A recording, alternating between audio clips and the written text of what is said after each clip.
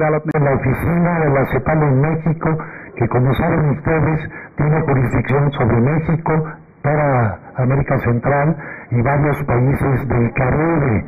Es decir, es la segunda oficina en importancia de la CEPAL en América Latina y está muy interesado en el tema y por eso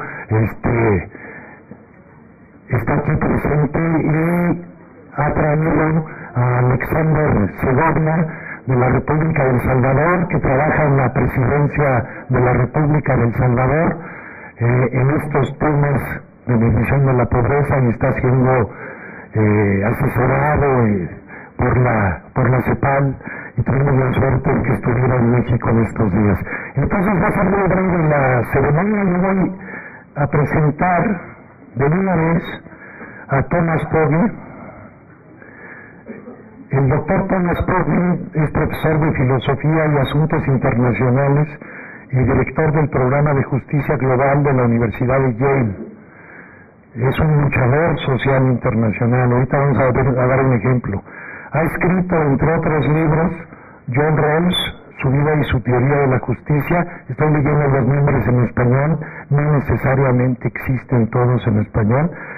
El que sigue sí, Hacer justicia a la humanidad, es un libro que solo existe en español y que se publicó en México y que, claro, recoge cosas que Thomas había escrito en inglés, pero el armado de este libro solo existe en español.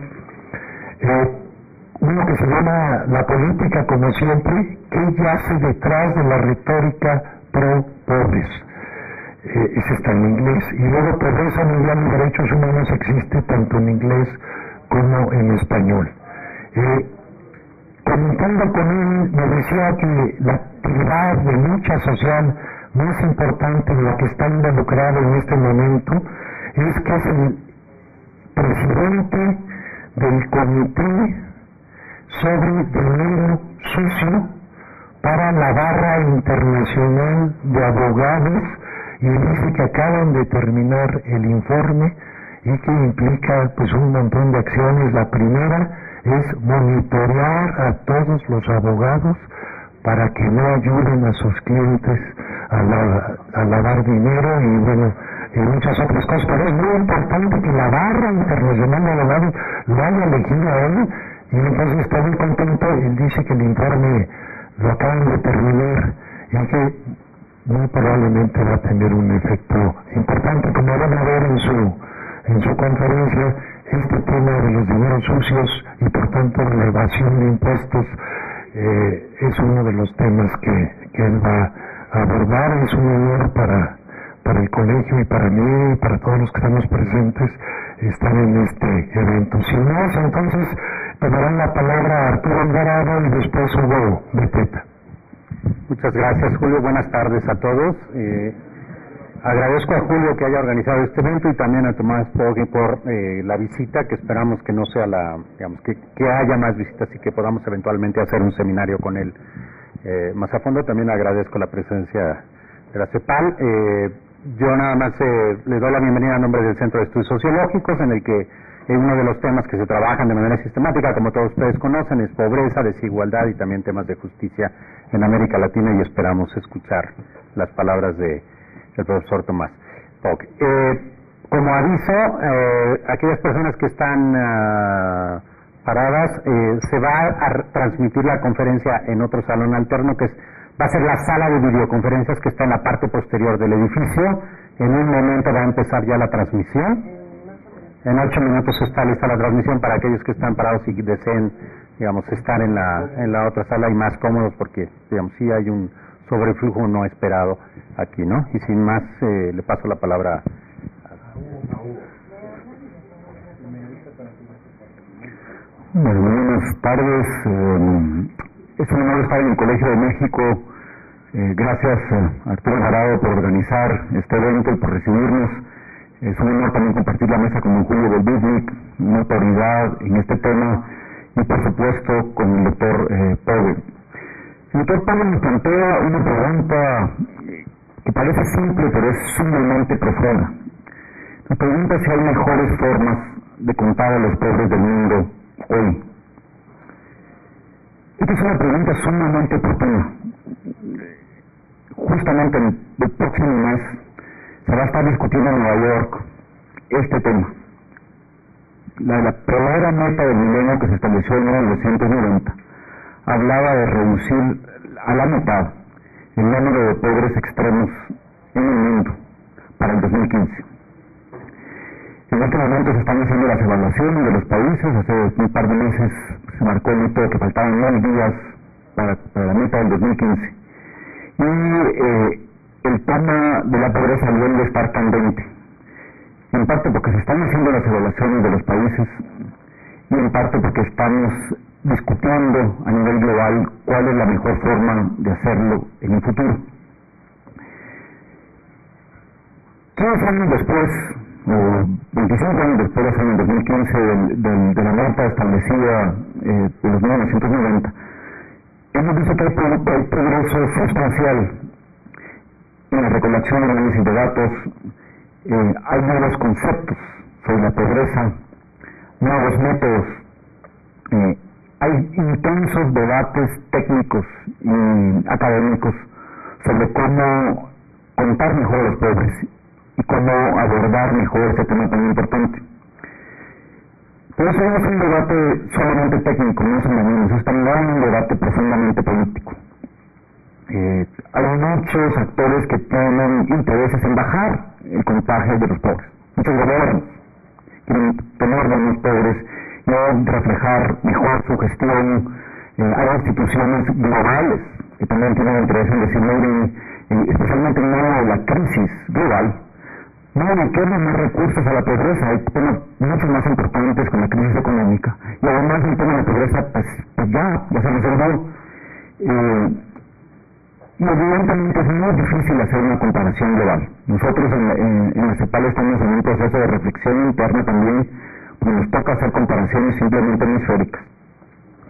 Y hay aspectos técnicos muy difíciles de hacer a escala global. Por ejemplo, países con distintos niveles de vida, o inclusive ciudadanos dentro de un país con distintos niveles de vida, tienen perspectivas muy diferentes acerca de cuál sería la composición de la canasta que debe ir en los bienes. Para la medición de la pobreza, la canasta mínima. Hay bastante, creo, acuerdo en los requerimientos calóricos mínimos para una persona. Pero en cuanto a cómo establecer esa canasta, yo me doy cuenta, por ejemplo, que en México toman muchísima Coca-Cola. Yo me impresiono. Yo alguna gente le podría argumentar que en el caso mexicano, pues el agua y la Coca-Cola pues son sustituibles, porque hay mucha gente que toma y que la canasta debería tener Coca-Cola. Esa es una dificultad que tiene una expresión técnica. Imagínense a nivel global. También se da que cuando las gentes tienen más plata, tienden a consumir calorías más costosas.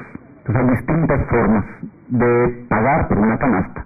Y cuando se tiene más plata, no comen más carne, se toman sus traguitos, comen calorías que son más caras.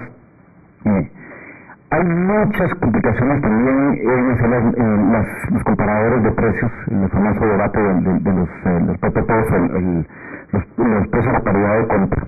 Porque originalmente estos fueron establecidos para medir el consumo general y no el consumo de los pobres. Y como todos sabemos, los pobres consumen una mayor porción de sus ingresos, la dedican a comida, la famosa ley de Engels. Y esta complicación también tiene aristas técnicas muy importantes para definir el número de precios. Los países no miden todos la pobreza en sus encuestas de hogares en los mismos años. Entonces, para poder hablar de un número en 2015, se hacen extrapolaciones de según cuándo midió cada país o cuando se hace encuesta de hogares. Pero esas extrapolaciones asumen que la desigualdad se mantuvo constante, que no cambia la distribución del consumo. Y ese es un supuesto bastante, menos a la crisis del 2006, como le pega fuertemente a los pobres en Centroamérica. Hay unos países donde el 15%, de 15% en el número de pobres, simplemente porque los precios de los alimentos se dispararon. Uno no puede asumir una constancia en la distribución de ingresos. En fin, hay muchísimos problemas técnicos para hacer una medición global. Pero el trabajo del doctor Pogge sugiere que a pesar de las complicaciones, es posible y es imperativo una mejor forma de contar a los pobres del mundo. y él propone una forma de hacerlo. Creo que es muy oportuno escucharlo con mucho cuidado. Fíjense que una de las conclusiones de esta presentación que lo estaba revisando ayer me parecen muy importantes, porque él propone que para las Naciones Unidas que no solo nos pongamos una meta de cuántos pobres, sino un método de cómo medirlo. Ahí ese es un detalle muy importante, es una propuesta muy valiosa. Él también dice que es importante separar a los evaluadores de los implementadores. Eso es evaluación 101. Lo primero que le dicen, quien implementa no puede evaluar, tiene que ser alguien separado. Y sin embargo, las reglas globales hacen que los implementadores evalúen el avance de la pobreza. Y tal vez algo también que es muy cercano, creo yo, al pensamiento de los CEPAL, es una conclusión muy importante. Que el tema de pobreza no es un tema de asistencia para un desarrollo solo. Es un tema esencialmente del modelo económico, del valor de los países, y no es un tema simplemente de cómo vamos a organizar la cooperación, aunque tiene sus aristas, sino cómo vamos a organizar nuestras economías para que no se produzcan los altísimos niveles de exclusión, de pobreza y desigualdad que actualmente vivimos. Es realmente un privilegio estar aquí, escucharlo, doctor Pogge, y por supuesto compartir la mesa con usted. Muchas gracias.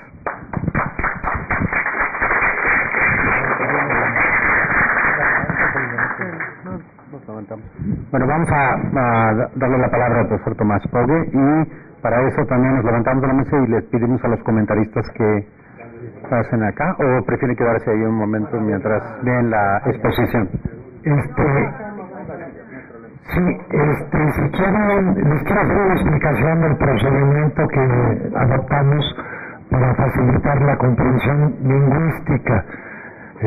Tomás Pogge no habla español, sus idiomas son el alemán y el inglés. Muchos de ustedes tendrán un dominio parcial o muy poquito del inglés, y entonces la solución que hicimos, que no teníamos recursos para hacer traducción simultánea, es que la proyección, como lo empiezan a ver, de las diapositivas que van a ir siguiendo en su exposición con bastante cercanía al doctor Pogge, van a estar en español. Entonces ustedes van a ver en español lo que él está diciendo en inglés, y eso ayuda a la comprensión. Y lo mismo vamos a hacer con los tres comentaristas que nos hicieron favor de enviar sus comentarios traducidos al español, al inglés, perdón, porque ellos van a hablar en español, a veces al revés, y es el beneficio del expositor. Entonces, los comentaristas son Araceli Damián, Luisa Lislindo y Pablo Llanes, en ese orden, y pues probablemente prefieren estar sentados para ver la pantalla hasta que les toque subir. En ese momento, cuando suban y vayan a hacer su comentario, yo haré la presentación de quiénes son, y sin más, entonces this can be a bit. Should I speak into this or this? Into this. This is only for television channel. Okay. Good. So, hello everybody, and you have been warned. You have two strikes against you. First, you will listen to me in English because my Spanish is not good enough. And secondly, this is not a very sexy topic. This is, it is a lot about numbers and measurement, and it can be very dry. But as my predecessor said, this is very, very important stuff, because we are living in a period of globalization where there are great ideological battles about whether this globalization is good for the world, good for the future, good for the poor. And the defenders of this globalization project are trying very hard to make you believe that the poor have greatly benefited and that a great effort was made to make this globalization work also for the poor. And it is our responsibility as citizens to see whether that is really true. So I want to thank Julio for translating the PowerPoint, so at least you get the PowerPoint in Spanish. And I want to also tell you, I think that was already mentioned, that in the next month in New York City, we will have the United Nations General Assembly meeting, and we will have a side event there for the delegates where the government of Norway and the government of Nigeria together will inform the delegates about issues such as these and make proposals about the new development goals. I'm very much involved in that discussion, trying to make sure that the mistakes of the Millennium Development Goals are not repeated with the new goals. So let me quickly ask you, is my English okay at this speed? Yeah. Okay. So let's start with the hunger numbers. Hunger is one very clear manifestation of poverty. So if hunger goes down in the world, that is a sign that poverty is decreasing, and if hunger is not going down, that is a sign that poverty is remaining constant. So one of the key deprivations of poverty is hunger, and so it's worth looking at the hunger numbers and how they're being presented.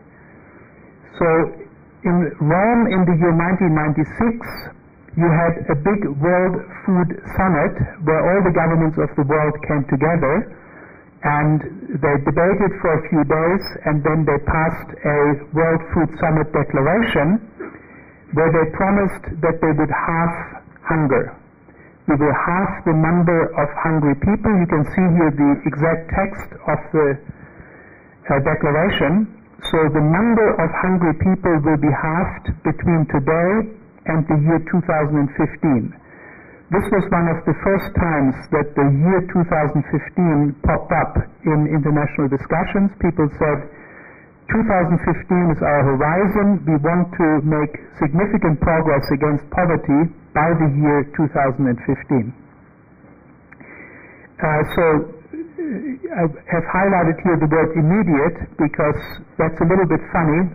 They said in 1996, we will eradicate all hunger, but our immediate goal is to halve it by the year 2015. Now, the word immediate for something that takes 19 years is a little bit funny. And to show you that, imagine that Roosevelt, who was the President of the United States during the time that Hitler was in power, Roosevelt thought that fascism was a terrible thing in Europe, and imagine that he had given a speech in 1942 where he had said to the American people, there is a terrible thing happening in Europe.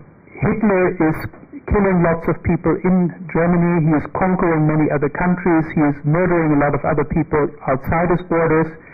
He's making war on everybody in Europe. And we have to surely do something about that. We cannot tolerate that. And I am determined to end Hitler's violence. And I'm so upset about it that I promise you I will cut it by half before 1961. People would have said the man has gone mad. If it is really that important, if there are really millions of people suffering and dying from Hitler, then you don't take 19 years to do half the job, right? Now maybe you think that defeating Hitler was much easier than defeating hunger. But the opposite is the case. During the Second World War, the belligerent countries, the main countries fighting the war, spent about half their gross national product on the war effort. Half. We could defeat hunger by spending just 1% of the world's product. So hunger is a much, much, much weaker enemy than the Second World War, the fascists, and hunger and poverty do much more damage, as I will also show you, than the damage that Hitler did. Okay, so that was 1996. So let's quickly look at the mathematics. You see here there were 788 million hungry people in 1996. That was the official number. So you want to cut this by 50%, so you want to get to 394 million. The actual number in 2010 was 925 million, And so what you have is minus 17%, which means you have gone 17% in the wrong direction, right? You were supposed to go 50% in the right direction, but you went 17% in the wrong direction. So this is the first version of the goal. Now, 4 years later, in the year 2000, the same governments came together in New York, and they passed the famous Millennium Declaration. This was in the year 2000, in the fall. And in this Millennium Declaration, they once again said that hunger is intolerable and we have to fight against hunger. And what they now said is that we will halve hunger by 2015, but now they said they had a different interpretation of what it means to halve hunger. Instead of saying that this means halving the number of hungry people, they said they will halve the proportion of hungry people. And a proportion is a ratio, so you have something in the numerator and something in the denominator, a ratio. And here, when you want to halve a ratio, you can either halve what's in the numerator, or you can double what's in the denominator. Or you can do a mixture of the two. Now, the denominator is the population of the world. And the population of the world, guess what? It's growing. So some of the work of halving hunger is now done simply by population growth. And so if the population increases by 20% in that period, from 100% to 120%, then the number of hungry people needs to decrease only from 100% to 60% in order to halve the proportion. So this is, after all, a sexy topic because it has to do with cosmetics. Right? This is cosmetics. So you say, we are still committed to the goal of halving poverty, but we have a new idea about what that means. So let's do the new mathematics. At the time of that Millennium Declaration, the number had grown to 833. This is the new number of hungry people in the year 2000. And what we now do is more complicated. I apologize. So we relate that to the number of people in the world, calculate the proportion, which is 0.1318. We halve that proportion, relate it to the projected population in the year 2015, and we calculate the new target number. It's 480 million. And then we look again at what was the number in 2010, relate that to the world's population, and we get the result that we have gone 2% in the wrong direction. So everything looks a little nicer. It doesn't look nice, but it looks a little bit less embarrassing. And notice here that the permissible number of hungry people in the year 2015 has been increased from 394 million to 480 million. So you're saying these 86 million additional people, their hunger is all right. Right? You're making acceptable the hunger of these additional people. Now, that was the year 2000. Shortly afterwards, some officials came together at the United Nations headquarters and they formulated the Millennium Development Goals, the famous development goals. And here, they again changed what they mean by halving hunger. So now what they say is we will halve the proportion of hungry people, but now it's the proportion relative to the population of the developing world, not the world's population, but only the population of the developing countries. And also, they said that we will start the project in 1990. So we will halve it between 1990 and 2015. Now, what is the significance of these changes? by using the population of the developing countries in the denominator of the ratio, you are using a faster growing population, and so more work is done in the denominator and less work needs to be done in the numerator. The same is true when you think about lengthening the period. By lengthening the period all the way back to 1990, you have 25 years in which the population of the developing countries can grow, and all that growth reduces the proportion, and so again, less work needs to be done in the numerator, in actually reducing the number of hungry people. And there's a third thing too. You all know that China had a significant success in reducing poverty and hunger in the 1990s, and our good UN officials, they thought, why should all that good work go to waste? Why not include that in our statistic? So they included the 1990s and counted all the success of China as part of achieving the goal. And that led to something very funny. So Kofi Annan, who was the General Secretary of the UN at the time, he filed a report, an early report, about how we are doing relative to the Millennium Development Goals. And we are halving hunger, remember? And so this is about poverty, not about hunger, but it's the same mathematics.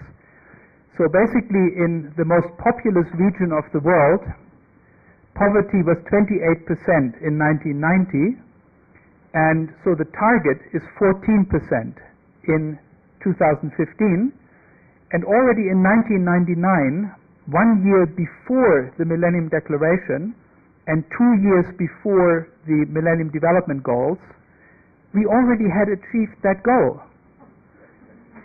So now you can see how really passionate we are about fighting hunger, we governments.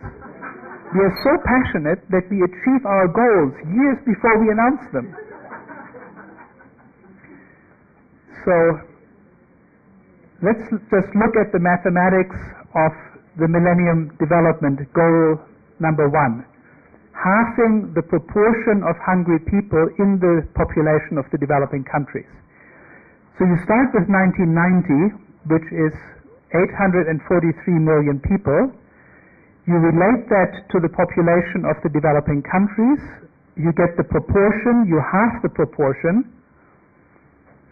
Related to the population of the developing countries projected in 2015, and you find the new number, the permissible number of hungry people. It's now 611 million. So you have now got over 200 million extra people whose hunger in the year 2015 counts as acceptable.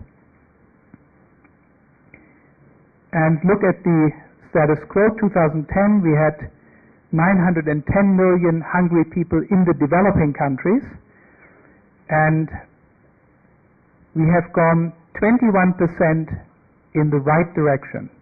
Not 50% as we should, but at least 21%.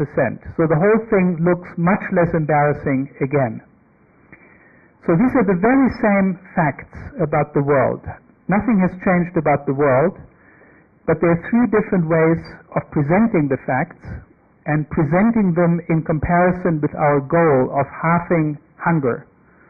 Depending which presentation you choose, you get a better looking or worse looking picture. In any case, even with this latest, very most cosmetic way of presenting the situation, it still looks pretty embarrassing. So 80% of the period has passed from 1990 to 2015, and instead of doing 80% of the work in 80% of the time, you have only done 40% of the work, or 42% of the work, reducing the proportion of hungry people by only 21%.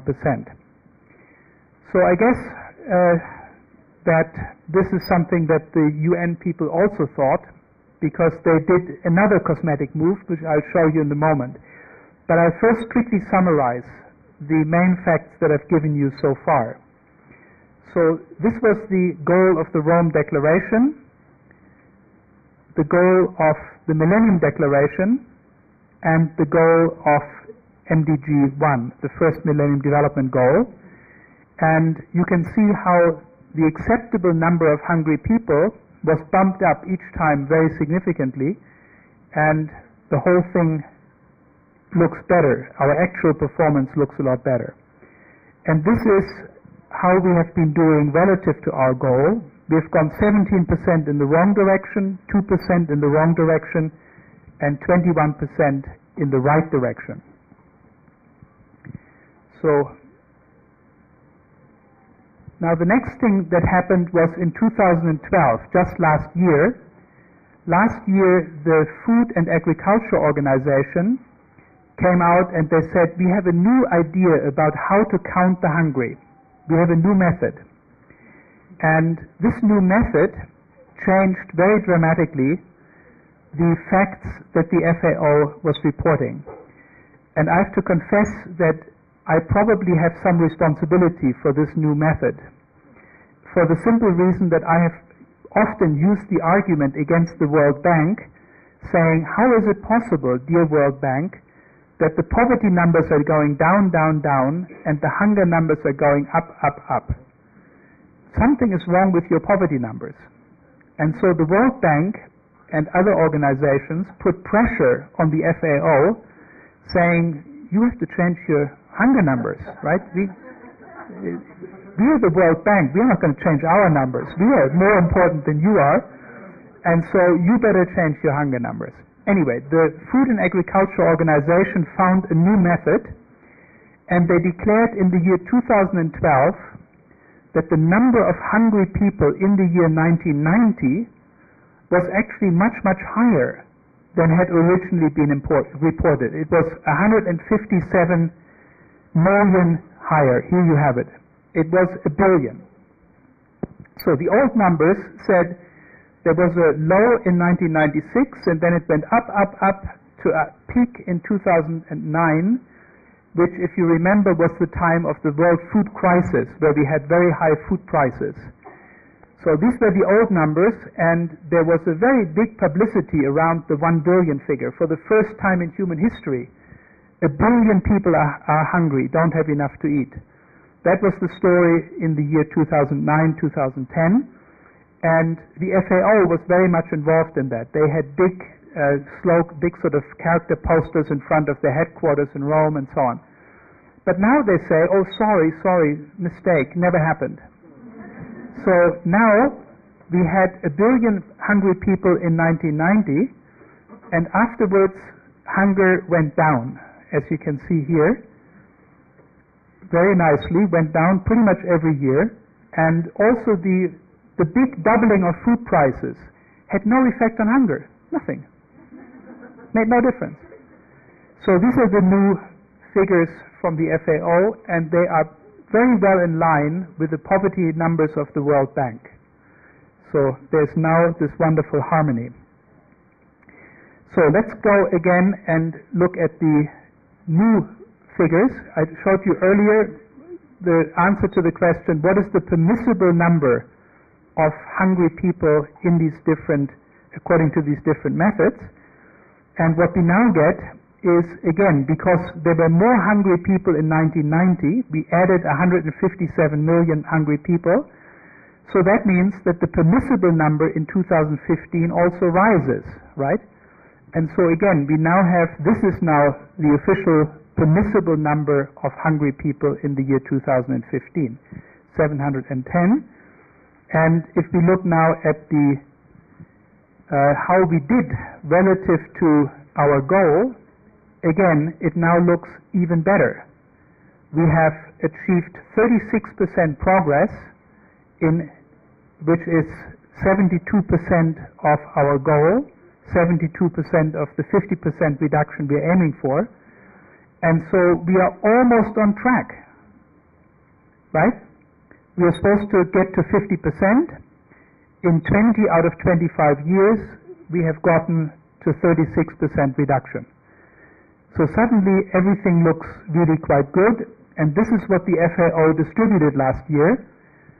This was their diagram. We have committed ourselves to a hunger reduction between 1990 and 2015. We have not quite achieved staying on that glide path, but with a little bit of effort we can make it. We are very close to making it. Okay, so let's look at this new methodology a little bit more carefully. You have to go, if you read the report, it's called The State of Food Insecurity. That's the annual report of the FAO, the Food and Agriculture Organization of the United Nations. And they have a technical appendix. You have to go to the technical appendix to learn what their method is. And I recommend, even though this is very boring reading, but I recommend that you do it because it is really, really important to understand how our UN organizations are defining hunger. And they're defining hunger with three important criteria. So the first thing is that you're hungry or undernourished only if you are short of calories. Now we all know that the human body needs many things besides calories. We need vitamins and micronutrients and electrolytes and so on. And so you can eat a lot of calories and still be undernourished and very badly nourished because you don't get enough vegetables, you don't get enough proteins or something like that. Anyway, so according to the new methodology, the only thing that matters is energy or calories. Secondly, that how many calories do you need? How much energy do you need? They say that you are hungry or undernourished only if you have not enough calories for a sedentary lifestyle. A sedentary lifestyle is a lifestyle where you sit like this, right? And I have to tell you that among the poor people in this world, very few have a sedentary lifestyle. These people work. They work as rickshaw drivers, they work as housewives, they work on construction sites, they do really serious work. I am a sedentary worker perhaps, but very few poor people are. And the third criterion is that it has to be more than a year. So only if you have fewer calories than are needed for a sedentary lifestyle for more than a year, only then are you hungry or undernourished. Now, it follows from that there cannot be a hungry rickshaw driver. It is a biological impossibility. Why? Because if a rickshaw driver gets only enough energy or gets less energy than is needed for a sedentary lifestyle, that rickshaw driver is dead long before the year is out. So it's, in other words, the new method of measuring hunger is not a plausible method. But of course, it's not adopted because it's a plausible method. It's adopted because there was pressure to show that hunger is improving.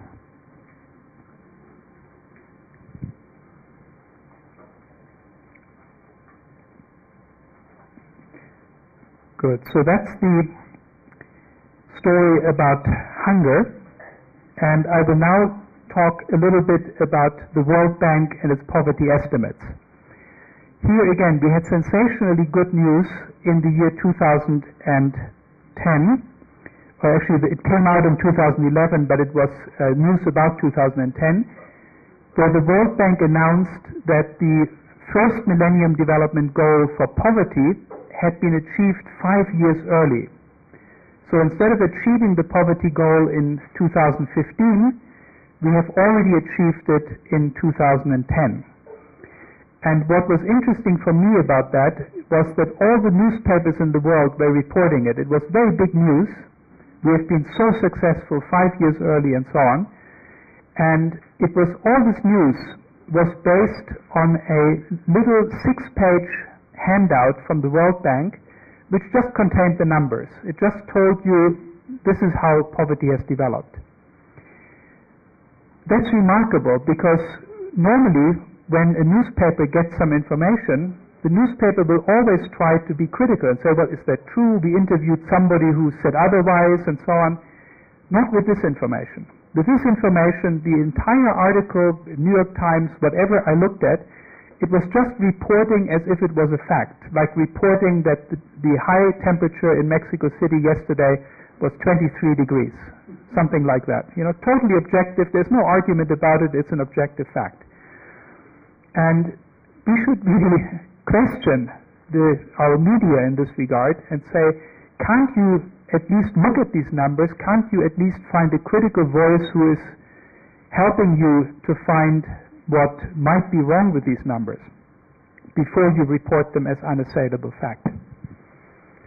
Anyway, that was the announcement, and the question is, how did the World Bank reach that conclusion? The World Bank has since published more extensive papers. I sort of pressured them and said, you can't just make a 6-page announcement and publish the numbers. You have to give us the methodology. You have to give us, and I've been involved in a long-term fight with the World Bank over their poverty estimates. Anyway, so let's look at how these numbers were produced.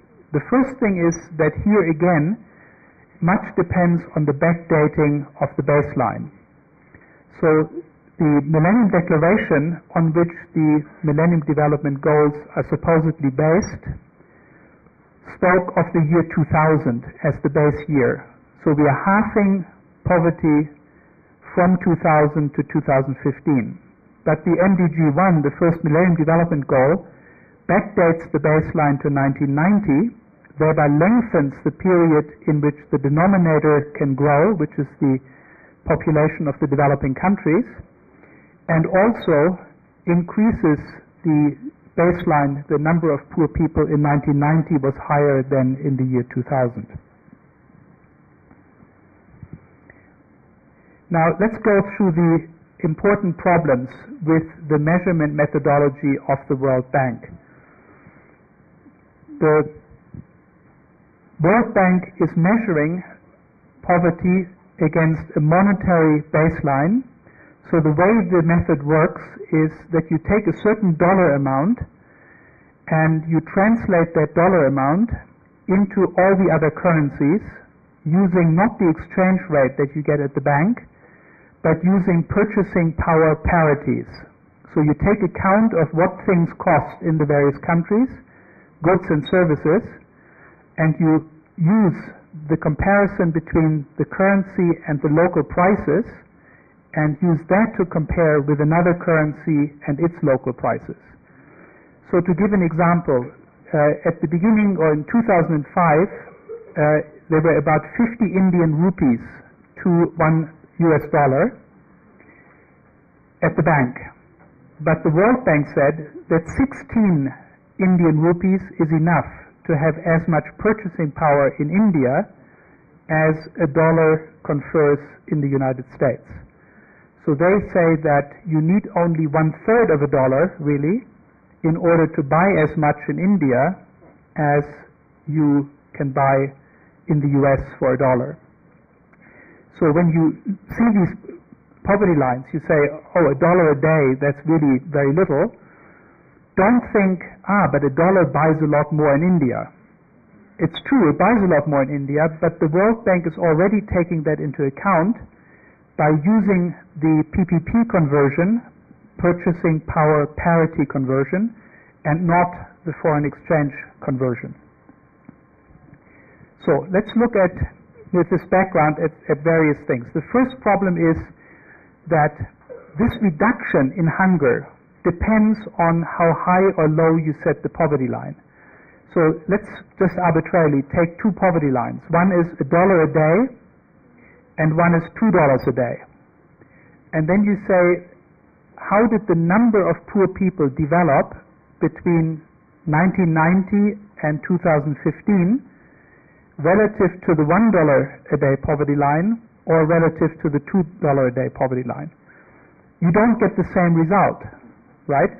It is possible that the number of $1 a day poor people falls more quickly than the number of $2 a day poor people. And that is actually the case. There is a systematic correlation, as you can see here, with the poverty line, how you set the poverty line. And so here we have $1.25 per day. This is in 2005 US dollars. And I show you the whole diagram, and you can see how much difference it makes. So here we take different poverty lines, and we calculate on the basis of those lines the incidence of poverty in 1990 and in 2010, and see how big a reduction there is. And you can see the reduction varies strongly with how high or low you set the poverty line. So the success, having a high reduction in poverty and being ahead of target, doing better than you were supposed to do, having achieved the target early, it all depends on using a very low poverty line of $1.25. Now, $1.25 a day is not the initial poverty line that was in the Millennium Declaration and even in the Millennium Development Goal number 1. What you see there is always $1 a day. Remember that? It was $1 a day. Now, it seems like the World Bank has increased the poverty line from $1 a day to $1.25 a day. But in fact, the opposite is true, because the $1 a day was a 1985 dollar, and the $1.25 a day is a 2005 dollar. The US inflation in that period was much, much greater than 25%. In fact, the old dollar a day in 1985 is $1.81 a day in 2005. So the initial poverty line that the World Bank was given, the MDG poverty line, is actually $1.81 in 2005 currency. And you can see the success that we are celebrating disappears if we use the poverty line that was actually used at the beginning when the announcement was made, when the goal was declared. Is that clear? Yeah. So by using a very low poverty line, the World Bank is achieving a better looking poverty trend. So these are the poverty lines that were used during the period. They started with $1.02 in 1985 currency, then they went down to $1 in 1985, then $1.08 in 1993 dollars, and finally $1.25 in 2005 dollars. So at each time they revised the poverty line, they lowered the poverty line and thereby steepened the poverty trend, made it better looking. Now, just to give you a sense how much that is, in 2005 currency, the current poverty line is 9.56 pesos. That is the PPP equivalent. So, is anybody, or we should translate it into today, inflation in Mexico was high, so today it's 13.38. So if you are living on less than 13.38 pesos per day, you are poor. How many of you are poor? Okay, that's the World Bank's poverty line.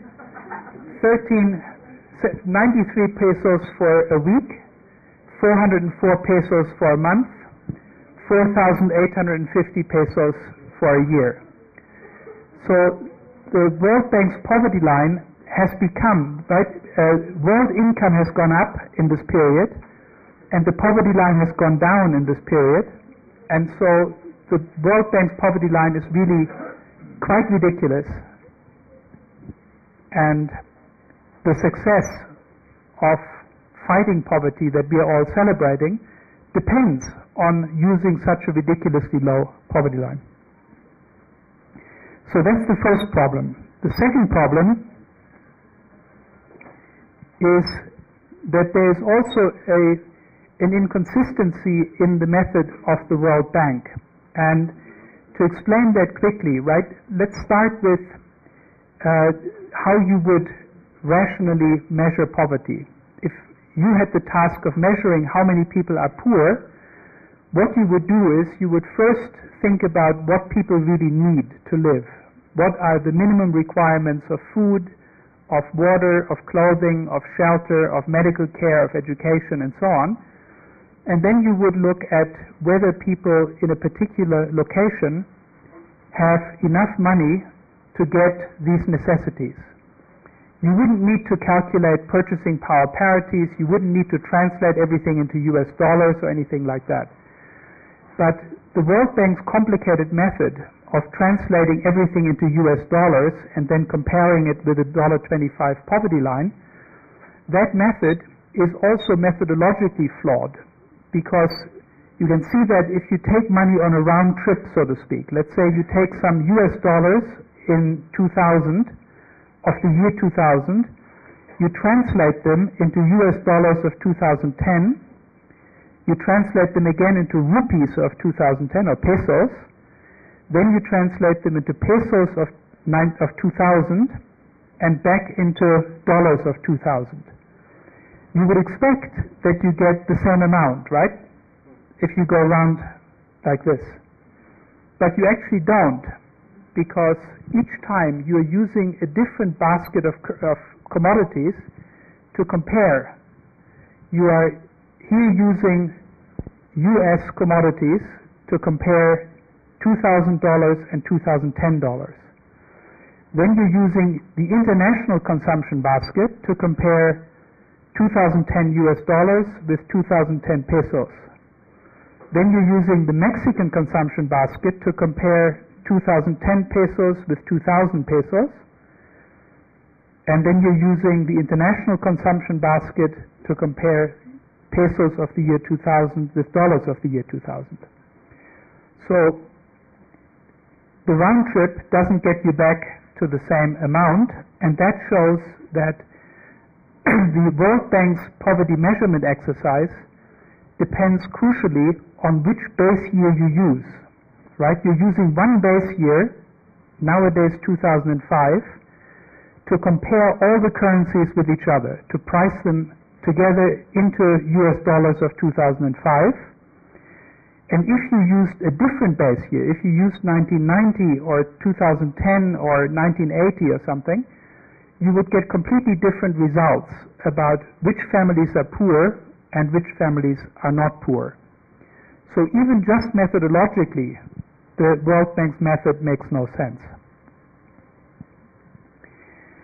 The third problem has to do with using purchasing power parities. And again, it's a little technical, but I hope I can convey it clearly. Purchasing power parities are based on the prices of all the goods and services that are consumed in an economy. So or actually worldwide. So you are saying, how much can I buy with $1 in the United States versus how much can I buy with pesos in Mexico? Now, the problem here is that it varies. It depends on what you buy. So some things cost as much in Mexico as they cost in the US. And other things are much cheaper in Mexico than they are in the US. And so the problem then is that if you simply weight all of these different commodities in proportion to how much of them is purchased in the world, right? The world is spending a lot of money on cars. The world is spending little money on nails. So the price of cars is important for comparing the value of currencies, but the price of nails is not so important. That's the principle. But the problem is that the consumption of poor people is not the ordinary consumption. So PPPs are based on the consumption of everybody. But really, we are trying to measure poverty here.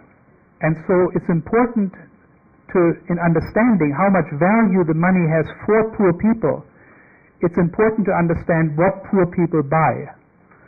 And poor people spend the great majority of their income on food. 80% on food. And so PPPs are not the right way of translating the value of money across currencies for poor people, because poor people's consumption differs. So let's think about this for a moment. When you compare the prices of goods in, let's say, the US and Mexico, where do you find the largest differences in prices? Which things are very much cheaper in Mexico than in the United States? Sorry? No, food is... Yeah. The largest differences are actually labor. Right? Anyway, I tell you how you can tell. I mean, economists have a theory about that. It is when goods and services that can easily be transported across national borders, there the price will differ very little. Because if there is a big gap in the price, then people will buy it where it's cheap and bring it to where it's more expensive. Right? And so then the prices equalize. So things that can be easily transported, they're called tradables. Tradables, the prices are similar, and with non-tradables, the prices can be very, very different.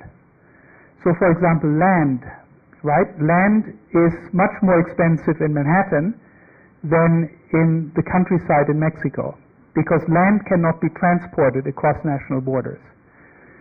So the things that cannot be transported, another thing is labor, because we simply don't permit people to bring their labor from one country to the other. They're not allowed into the rich country to offer their services. So the point then is that the value, the PPP value that is assigned to the Indian rupee or the Mexican peso is a mixture of its purchasing power against all the different commodities, some of which cost about the same as in the US, and others are much cheaper.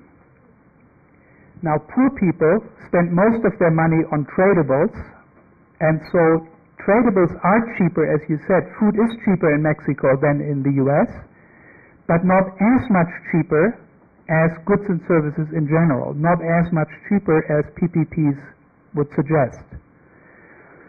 And I can show you this here in a statistic. Here, so these are 88 poor countries, developing countries, and I have looked up the purchasing power parity for individual household consumption expenditure, which is the one on the left, and for food and non-alcoholic beverages, which is the one on the right. And you can see here how many local currency units are equivalent to $1 in these various countries if you use general consumption, and how much they're equivalent to if you use just food. So let's maybe look at Mexico, then you can see how it works. Yeah, here, sorry. Yeah, Mexico. So here you see it. In Mexico, the difference is not very large. So in Mexico, you get in 2005, you need a little bit more money, a little bit more pesos to buy the same amount of food than you need to buy the same amount of everything else. So you had a good instinct there that food is about as much cheaper in Mexico as things in general. But in most countries, as you can see here, food prices are higher than prices in general. So if your consumption is mostly food, then you cannot buy as much food with the PPP equivalent of $1.25 as you could buy with the $1.25 in the United States. So the basic point is then that on average, the World Bank is overstating the purchasing power vis-a-vis food. So what the World Bank says is equivalent to $1.25 is actually equivalent to only 83 cents if you ask how much food you can buy with that money. Yeah, here's the average. The average basically says that the purchasing power that the World Bank assigns to the various currencies in the developing world is on average 50% higher than the true purchasing power of these same currencies relative to food, right? So maybe you can buy services like manicures or chauffeurs or gardeners or servants. You can buy a lot of that. But of course we can't say to poor people, look my dear friend, don't worry that you can't buy as much food with these rupees as you could buy with $1.25 in the US. Look what else you can buy. Why don't you buy some haircuts? Why don't you buy some chauffeurs? Why don't you buy some manicures? Right? And the poor people will say, well, we know that services are cheap in our country because on our lucky days we are the services. We have, and we know how little we get paid. So again, the important point here is that the World Bank is using PPPs, purchasing power parities, which are not reflective of the true consumption of the poor, of what poor people really buy and have to buy.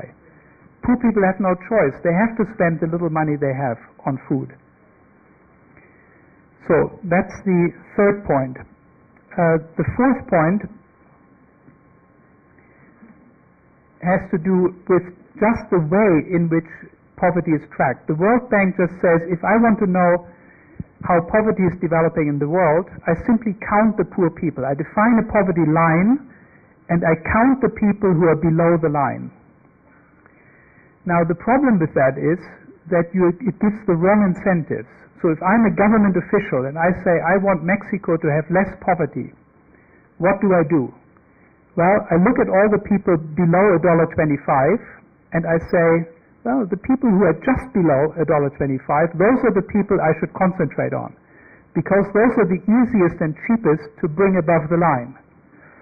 So as a government official, I will ignore the people who are far below the line, and I will concentrate my resources on the people who are just below the line, which is, morally speaking, exactly the wrong priority, right? We should prioritize the people who are far below the line and not the people who are just barely below the line.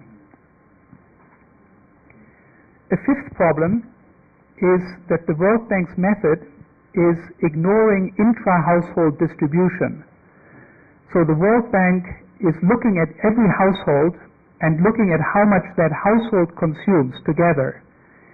Then they divide that consumption by the number of members of the household, and if that result is above $1.25, the whole household is non-poor, and if it's below $1.25, the whole household is poor. But as we all know, in many households, the income is not fairly distributed. There are many sexist societies where, for example, the women eat after the men have finished, and the women eat the leftovers, basically. And so it's very possible that the men in a household are well nourished and the women are not. The men are well educated, the boys are well educated, and the girls are not. And so if you don't look inside the household, you really are missing an important part of the picture, at least in many societies. And the sixth point is that the World Bank is only looking at money and not looking at other important aspects of deprivation. So compare two people. Compare one person who is a beach bum in California. So he sleeps on the beach because it's warm there. He surfs all day, and when he needs money, he goes to the grocery store and bags things for the shoppers and makes a few dollars that way. And compare that with a woman in Bangladesh who works in a factory and is making exactly the same income as our beach bum in California. The beach bum works 2 hours a week, but she works 70 hours a week. They have the same income. Now, according to the World Bank, these two people are exactly equally poor. But that is obviously a little crazy, right? Because the beach bum can easily double his income. All he has to do is increase his working hours from 2 hours to 4 hours. The woman in Bangladesh cannot double her working hours. She cannot work 140 hours a week. It's biologically impossible. So she is obviously much, much poorer because she has to give up so much more leisure time in order to get the meager income that she has than the guy in California. So similarly, in some cases, when you have a job in a very cold country where you have to wear something, have to have shelter and heating and so on, and other people work in a pleasant environment where you don't have these extra expenses. So by ignoring all these other facts, by looking only at the income of a household, the World Bank is again giving us a very truncated and limited picture of deprivation. So these are the criticisms of the World Bank's method. What we need to remember are four main lessons that I want to conclude with, and these are lessons for the new development goals that are now being developed by the high-level working group and by the United Nations. So the first lesson is that we have to define our goals or targets at the beginning and not change the definition halfway through. What I showed you is that the World Bank changed its definition of poverty 2 times. They went from $1 a day 1985 currency to $1.08 1993 currency to $1.25 2005 currency. And the FAO changed its definition of hunger. They developed a whole new method of counting the hungry people. And what we should do when we have a goal, we should say what the method is at the beginning, and the method must never be changed. The definition must not be changed, the method must not be changed until we get to the end of the period. The second lesson is that we should try to develop goals that are true goals. The old goals, the MDGs, were not really goals. They were wishes, right? When I say I want everybody in Mexico to have good health care, that is not a goal, that is a wish. It's to be a goal, it has to be the goal of somebody. There has to be an agent whose goal it is, somebody who is given the task. The MDGs don't give the task to anybody. They just say this ought to happen. Nobody has the task, nobody has the responsibility, and so that's what happened with the MDGs. The governments all looked at each other. The rich governments said, well, it's the task of Cameroon to get poverty halved in Cameroon. And the Cameroonian government said, well, why don't you help us a little bit?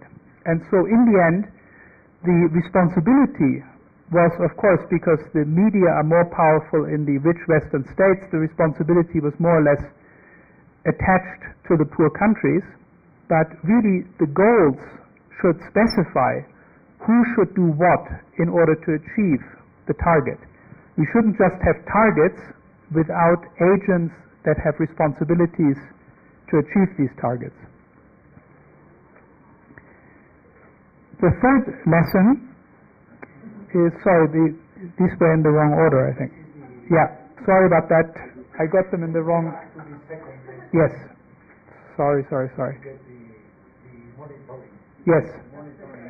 So this is really the second lesson. Okay, so the second lesson is don't leave the monitoring to the organizations that are politically vulnerable and politically exposed, like the FAO and the World Bank.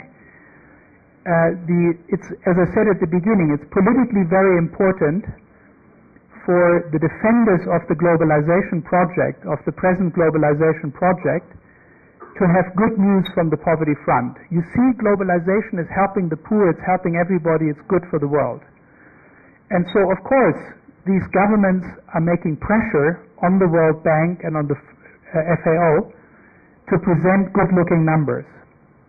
So the FAO and the World Bank are not good organizations to track progress against poverty and hunger. This should be given to academic experts with a good reputation that they might lose if they do monkey business.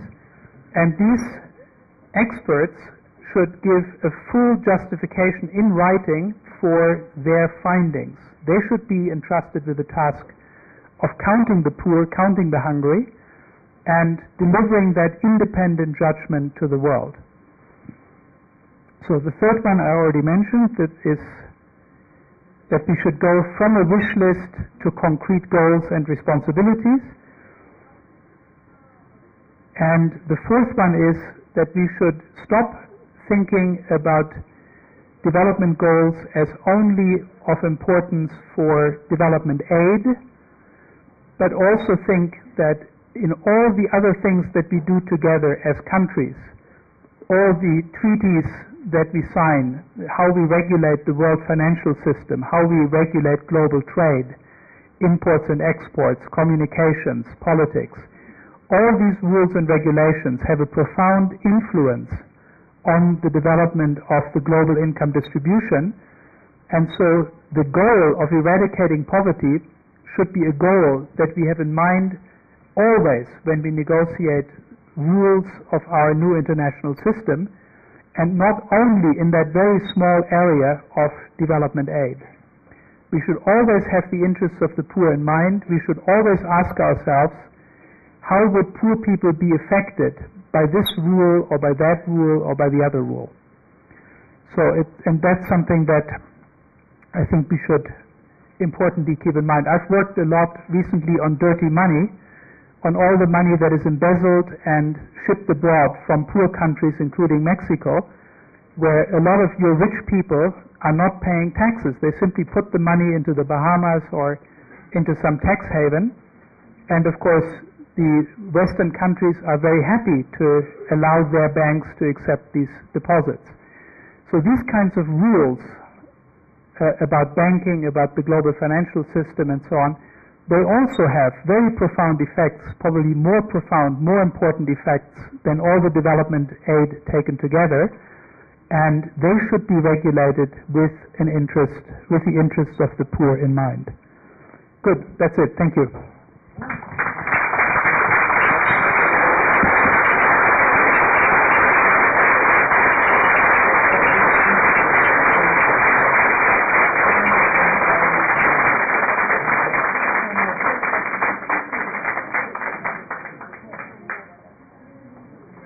Una pregunta, va a haber comentaristas, pero el profesor Pogge, por sentir que ya se estaba alargando mucho, se saltó la última parte de su presentación, que es la parte propositiva, qué hacer. Entonces, ¿qué tan cansados están ustedes para oír esta última parte y además después oír a los tres comentaristas? ¿Quieren que continúen, profesor Pogge? Sí. You have to continue. I'm sorry. Okay. Okay. So the last little thing that I have that I wanted to present to you is basically the proposals that I and my group, which is called Academics Stand Against Poverty. So we have made some proposals for this high-level panel of eminent persons about what the right development goals would look like. What should these goals be? And these goals will not be adopted, but nevertheless, I think it's very interesting to see what the right development goals would look like. So here's the first, protectionist trade barriers. You may remember, right, the ideology of globalization is we have open markets.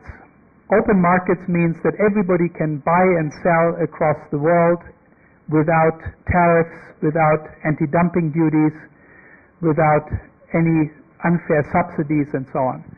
But of course the rich countries are not playing by those rules. They have grandfathered in all sorts of protections for their own markets. We still have anti-dumping duties, and we have enormous subsidies in agriculture. So cotton is very heavily subsidized in the United States, dairy products are heavily subsidized in Europe, and so on. And that means that, on the one hand, poor countries cannot export into the rich country markets because the goods in those markets are subsidized, they cannot compete.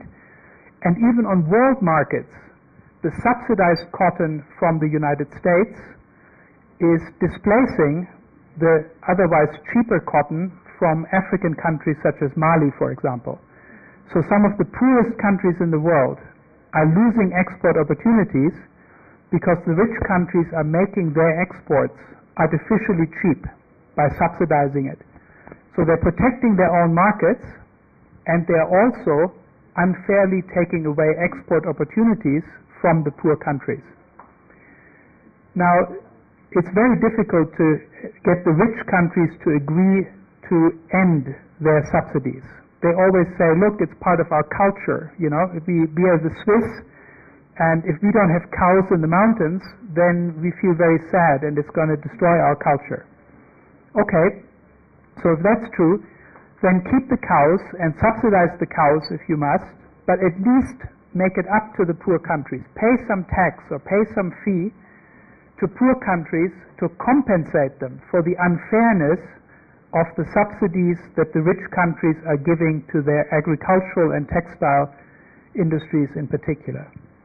So that's the first development goal. The rich countries should charge a tax and pay some fee to poor countries to compensate poor countries for the harm that their protectionism is doing. Good. The second one is concerns, let me see, I have to see in English, climate change. Good. I just don't want to guess too much because I was already once on the wrong slide. Okay, so pollution and climate change, right? Who is causing the problem? We have a huge problem with climate change. Future generations will suffer severe changes in the climate, and even today, many people in poor countries are highly vulnerable, especially some island states, Bangladesh and so on, are suffering severe crises on account of pollution. So the people who suffer are mostly the poor. The people who cause the problem are those people who drive around with big cars, who are flying around the universe all the time, and so on. But of course, they pay no compensation for that. So the second proposal would be to have a tax on pollution. All those countries that pollute more than the global average have to pay a certain amount of money for the pollution that they cause, and that money goes to those people in countries which pollute less. A third proposal would be concerned with the arms trade. Do we have that here? Yeah, arms export. So arms export is a huge industry in the rich countries. They export billions and billions of dollars worth of weapons, mainly to Africa, where these weapons are used almost exclusively in fights for power. So you have civil wars, you have wars all over Africa, and these weapons do an enormous amount of damage. And of course these rich countries, Germany, Britain, the US, Russia, China nowadays, these big arms exporters are competing to export as much weaponry as possible to these countries. So again, the best thing would be to end these arms exports, but if we can't end them, at the very least we should tax them. We should say that countries that are exporting weapons into the developing world have to pay a certain percentage of the value of these exports into a human development fund that will help compensate for some of the damage that these weapons also do.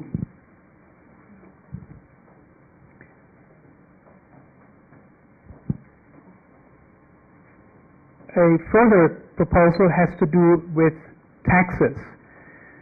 Rich corporations, multinational corporations in particular, pay almost no taxes. They have huge profits, but they pay no taxes or very little taxes. And poor countries in particular are losing billions and billions of dollars through this tax dodging. And I will explain to you how it works. And it's very interesting, and it could easily be stopped, and it is worth more than all the development aid of the world together. So if we understand it and stop it, we could actually make poor countries very much better off. So the way it works is multinational corporations have subsidiaries in many different countries, right? And these subsidiaries do trade with each other. 60% of world trade, 60% is trade within the same company. Trade within the same company across national borders. And that trade leads to enormous losses in taxes. How does it work? Well, imagine you're a multinational company and you are producing something in Mexico and you're selling it in South Africa. What do you do? How do you do it? Well, you could simply have the Mexican subsidiary sell it to the South African subsidiary and they sell it over there. But that's not how they do it. They do it differently. The Mexican subsidiary sells it to the subsidiary in the Bahamas, and the one in the Bahamas sells it to South Africa. Why? Why? Because the Mexican subsidiary sells it to the Bahamas at a very cheap price. As a result, there's no profit in Mexico. And if there's no profit in Mexico, sorry, there are no taxes in Mexico. We don't pay taxes in Mexico because we had no profit in Mexico. Then the subsidiary in the Bahamas sells the stuff to South Africa at a high price. And so there's no profit in South Africa because the South Africans bought it at a high price and sold it at the same price. So there's no profit. And sorry, we cannot pay any taxes in South Africa because we had no profit in South Africa. So where's all your profit? In the Bahamas. And why? Because in the Bahamas, taxes are very, very small or zero. So these companies can, by having these triangular transactions, they can avoid paying taxes. So what I'm proposing is a global minimum tax. Let the companies pay taxes as they do now in the different countries, but let them also pay a tax that is a global tax on their global profit. So we take all the profits that the company has everywhere in the world, and we say that they have to pay at least 10% of their taxes, of their profits in taxes. And if they've already paid 10% to individual countries, then it's okay. But if the taxes they've paid so far to the individual countries is less than 10%, then they have to pay the difference into a global development fund. So is that a clear idea? Good. So that would mean that all companies would pay at least 10% in taxes on their profits. And that money would go for development.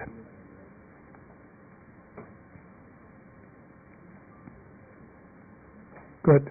So the next one is secret bank accounts. So if you take all the private wealth in the world, all the things that are owned by private individuals, all the wealth in the world, about 20% of that is in secret bank accounts in certain secrecy jurisdictions like Switzerland, like Singapore, Bahamas, again, Cayman Islands, Guernsey, and so on. That's where this money lies. And Mexican money, I can assure you, a lot of it, a lot of wealthy Mexicans keep their money outside of Mexico in secret bank accounts, and they don't pay taxes. They have income, but they don't pay taxes on the income. They have capital gains, they don't pay taxes on the capital gains, and so on.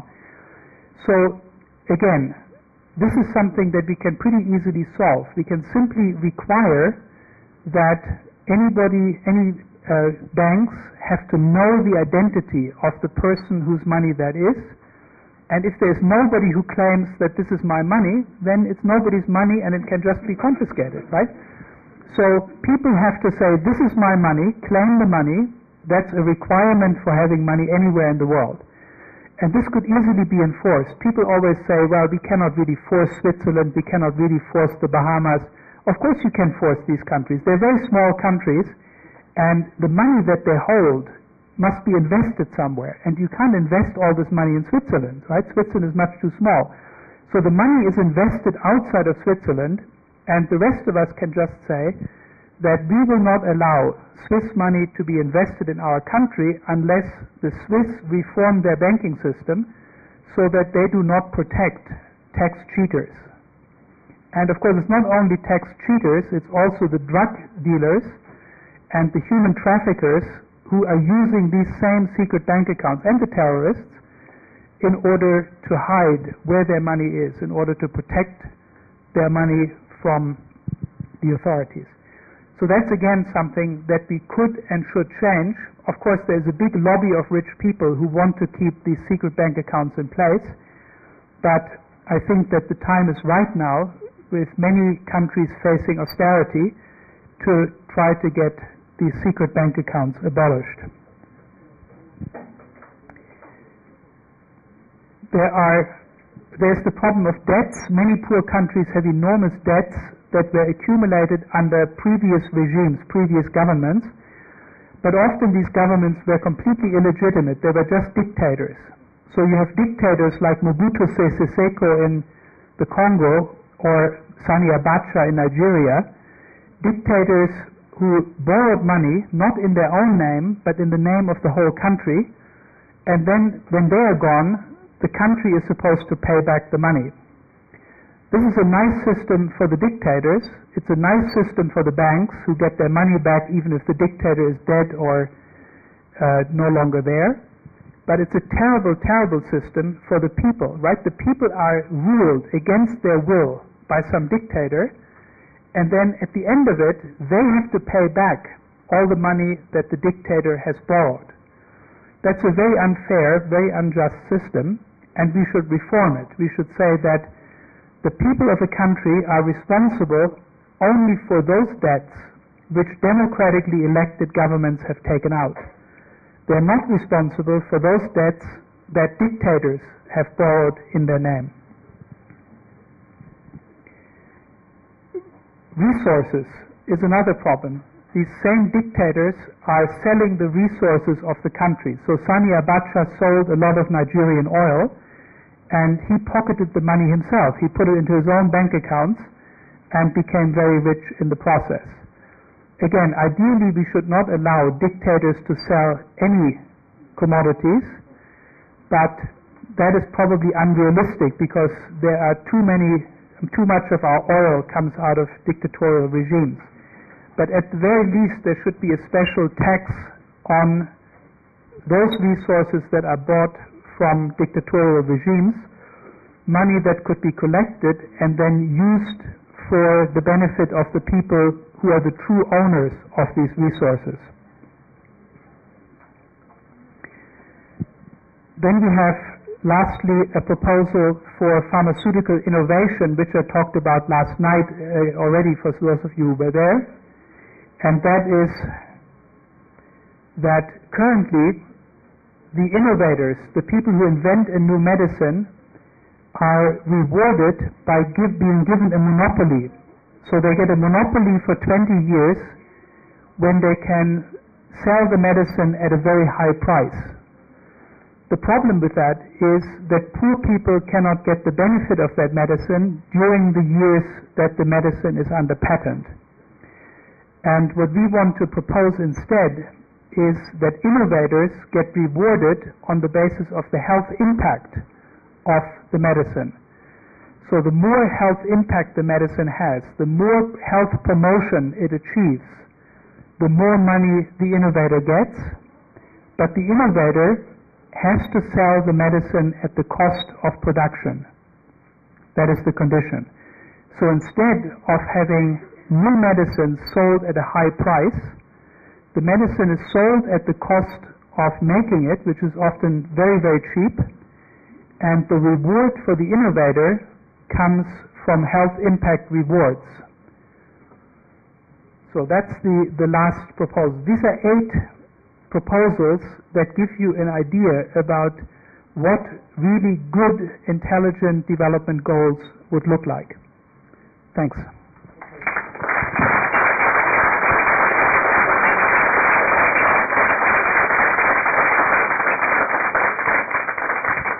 Bueno, ahora va a hacer su comentario la doctora Marceli Damián, Doctor, son comentarios de 5 minutos cada uno, pueden ir subiendo al tiempo. Luis, ve que esté la presentación de Araceli puesta. Mientras va presentando quién es Araceli. Araceli Damián es profesora investigadora del Colegio de México, es doctora en Economía de la Organización por la Universidad de Londres y se ha especializado en el tema de pobreza y en particular en el estudio de una dimensión de la pobreza que mencionó Pogge, que es la pobreza de tiempo. Esa mujer de Bangladesh que decía que trabaja ya 70 horas a la semana, pues tiene una pobreza de tiempo enorme que no tiene el que vive en la playa en California.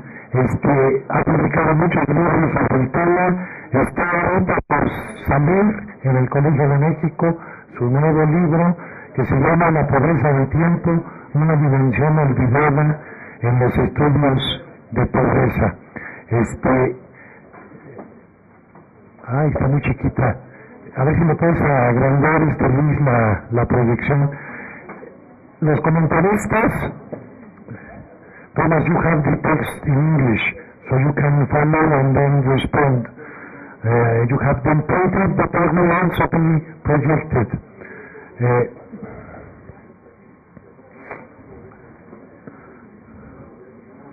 Ese es.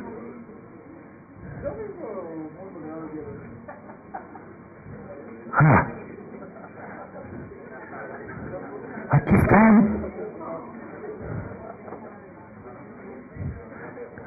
¿Qué pasó? ¿No se puede?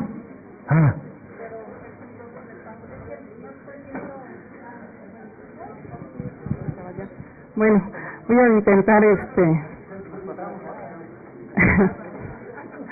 a intentar que coincida. El problema es que no sé si lo puedes leer, lo puedes ir leyendo tú en inglés mientras yo lo voy leyendo en español, porque si no... Sí, lo siento, sí. ¿Sí? ¿Puedes o...? No, o sea, nada más que tú le vayas cambiando la diapositiva conforme yo voy avanzando. ¿Sí? Ok. Es que... Perdón. Ojalá tienes silla. ¿No? Ok. Bueno, gracias por la invitación. Gracias por tu ponencia. Thank you very much. Quiero reconocer el trabajo de Thomas. Él ha hecho un análisis muy profundo de cómo la clase dominante ha tratado de convencernos de que las normas e instituciones existentes, mercado, gobierno y familia, funcionan casi a la perfección, tan perfectamente que no es necesario cambiarlas para reducir el nivel de pobreza. Él ha hecho lo que muy pocos académicos se atreven a hacer en la actualidad: desafiar lo que instituciones poderosas como el Banco Mundial declaran como verdad en términos de evolución de la pobreza y de la cantidad de personas que viven en esta condición. Julio y yo sabemos, por nuestra propia experiencia aquí en México, que es muy difícil que los académicos entiendan la importancia de criticar las cifras oficiales y la forma en que se producen los datos de pobreza, que luego son usados por los gobiernos para convencernos o convencer al público de que está haciendo un buen trabajo cuando no se preocupan por el bienestar de las grandes mayorías. El análisis y los datos de Thomas nos muestran que la pobreza es uno de los grandes problemas de nuestra sociedad y que es muy dudoso que ésta se haya reducido en las últimas 3 décadas, como sugieren gobiernos poderosos y el banco. Como ha señalado Pogge en otra parte, pero que lo mencionó de alguna manera en su conferencia, el Banco Mundial utiliza un umbral para medir la pobreza ultra extrema que carece de sentido. Lo que ellos llaman pobreza distorsiona el significado de los datos. Se basa en las líneas de pobreza extrema utilizadas por los gobiernos de los países más pobres del mundo, de 10 a 33, dependiendo del año del cálculo. Estas líneas solo incluyen alimentos crudos, tratando así a los seres humanos como ganado. Pero incluso con este tacaño umbral, la magnitud de la pobreza ultra extrema es inaceptable. Cito a Peter Townsend, que en 1986 criticó la forma en la que el gobierno británico medía la pobreza. Para él, definir la pobreza como lo necesario fisiológicamente para la mera supervivencia física es una forma de racismo. También criticó a aquellos que sugieren que las personas no sofisticadas tienen menos necesidades que los que son miembros de civilizaciones complejas. Townsend lamentó que como Thomas lo hace a veces, el desgaste intelectual en el que incluso los socialistas son persuadidos a menudo para aceptar objetivos pusilánimes en nombre de la masa de pobres. Esto incluye la aceptación de la definición de subsistencia o de necesidades básicas. Tomando en cuenta lo anterior y el análisis muy esclarecedor de Pogge, me gustaría hacerle algunas preguntas con respecto a la definición de la pobreza extrema. ¿Tener $1 con 25 centavos realmente previene el hambre y la pobreza? Si las personas que logran tener un ingreso apenas por encima de este umbral realmente tienen una vida digna de ser vivida, si nuestro esfuerzo para que el ingreso de los pobres se ubique por encima de la línea de pobreza del banco tiene éxito, ¿cuáles serían las perspectivas de estas personas? ¿Tendrían que trabajar toda su vida? ¿Sufrirían varios periodos de desempleo? ¿Tendrán acceso a la seguridad social, los servicios de salud, a la vivienda adecuada, a un nivel razonable de educación y de disponibilidad de tiempo para el ocio? Al considerar la pobreza extrema como la que identifica a los verdaderamente pobres, ¿no estamos diciéndole a la sociedad que son solo ellos los pobres merecedores? ¿Cómo podemos ayudar a mejorar la vida de las personas extremadamente pobres sin dejar de lado el sufrimiento de los no pobres extremos?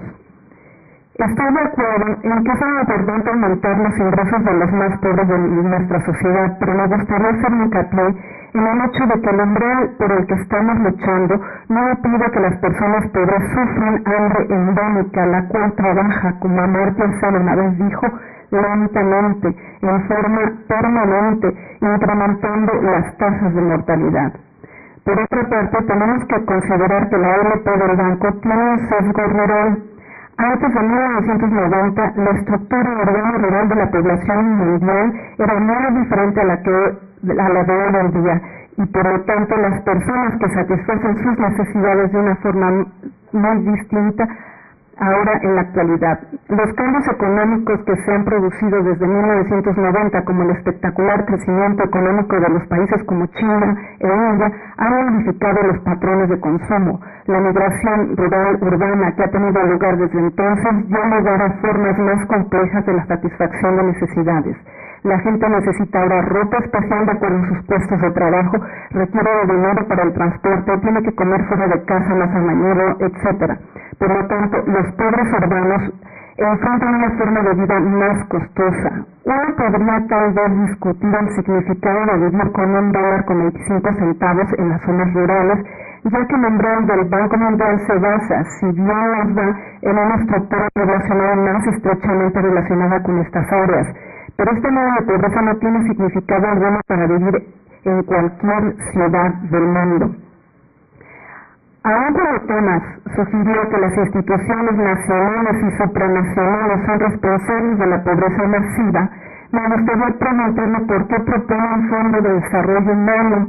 Creo que su eventual creación no modifica el balance de poder en el mundo.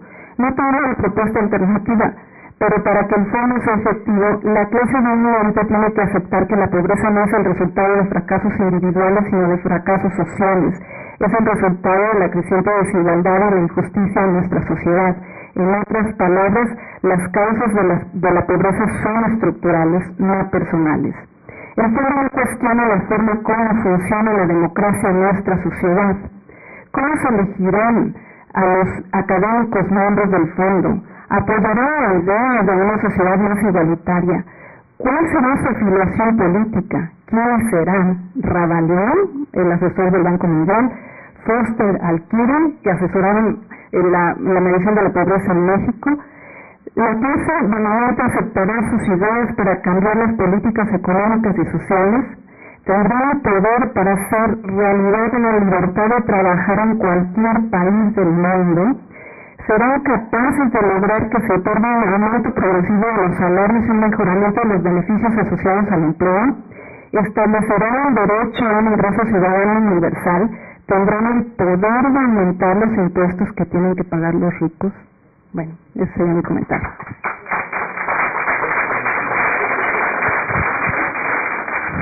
Gracias, Araceli. Continúa en los comentarios Luis Arismendi, creo que la mayoría de ustedes conocen muy bien a Luis Arismendi. Para quienes no lo conocen, Luis Arismendi es director de la revista Mundo del Siglo XXI, que se ha convertido hoy en día en la revista crítica más importante de este país. Acaba de celebrar esta semana la aparición de su número 30, ya lleva 30 números publicados esta extraordinaria revista. Luis es profesor de Economía Política y ha publicado mucho sobre la crisis, sobre la contaminación ambiental, sobre la mundialización de la pobreza. Con ustedes, Luis Arismendi. Te doy el...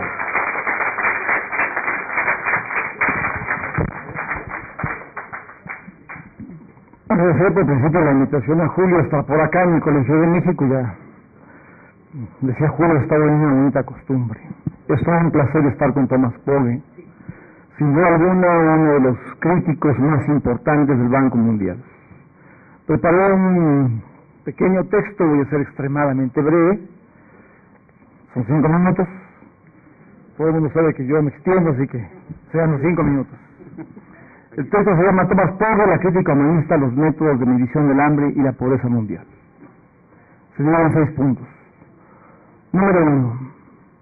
En economía, el uso de las matemáticas y las estadísticas nunca es neutral.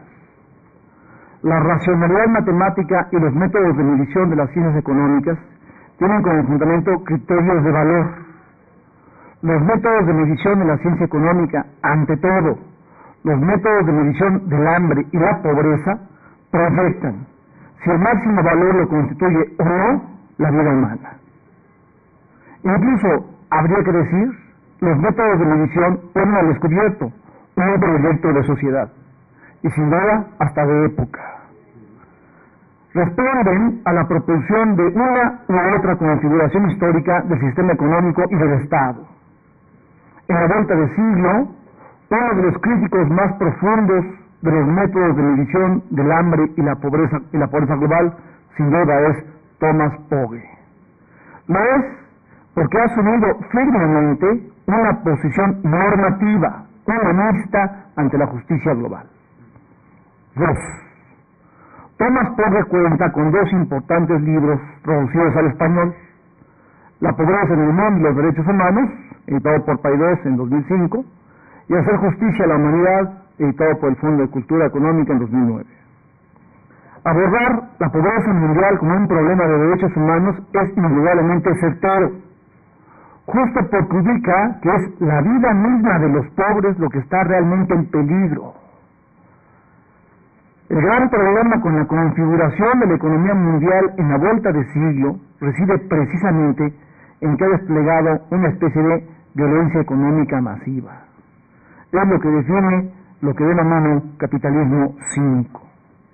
De acuerdo con Pogge, este es un dato impresionante, entre 1990 y 2005, las muertes asociadas a la pobreza suman 300 millones, aproximadamente 20 millones por año, más del doble anual de muertes en la Segunda Guerra Mundial, que era de 8 millones aproximadamente, 6 veces más que el total de muertos en esa guerra, que fue de 50 millones. El neoliberalismo ha dejado 300 millones de pobres muertos. Cabe agregar que del mismo modo que Peter Townsend, este importante politólogo inglés, Pogge sabe apuntar que las muertes asociadas a la pobreza incluyen a decenas de miles de niños. En este sentido, se aproxima incisivamente al carácter esquizoide de la economía del siglo XXI, a la combinación contemporánea de progreso y devastación. Por eso, señala que la pobreza masiva y extrema coexiste con una prosperidad extraordinaria y creciente en otras partes, y formula que para erradicar el 1% de la renta global, que bastaría transferir el 1% de la renta global agregada para erradicar la pobreza extrema del orbe. 3. La pobreza mundial nunca en la historia económica moderna había sido asumida como un problema estratégico por ningún organismo internacional. Cuando el Banco Mundial, desde su informe de 1990, realiza la medición de la pobreza mundial, no diseña programas de combate a la pobreza, diseña programas de combate contra los pobres.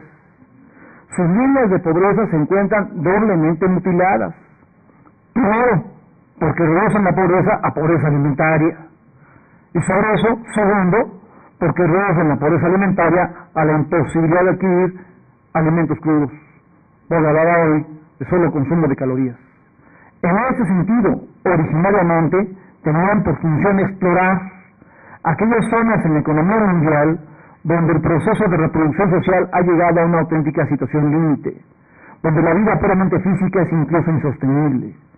Exploran esos puntos para dirigir hacia ellos programas de contención de posibles estallidos políticos.